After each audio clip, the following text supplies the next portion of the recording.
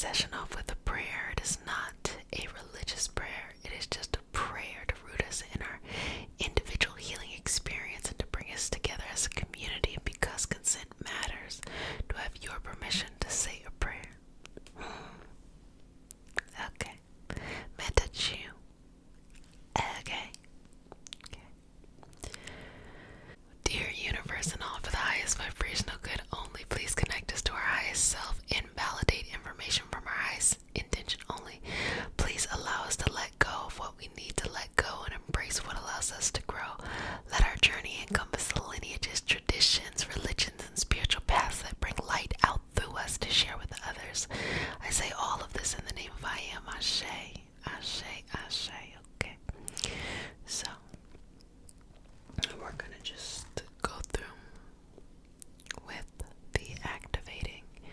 So we're gonna just start here. So just relax, just breathe in and out. That's all you gotta do here. Okay. Chukuri, chukuri, chukuri. Anjasi shonuk. Anjasi shonuk. Anjasi shonuk. Saeki. Saeki.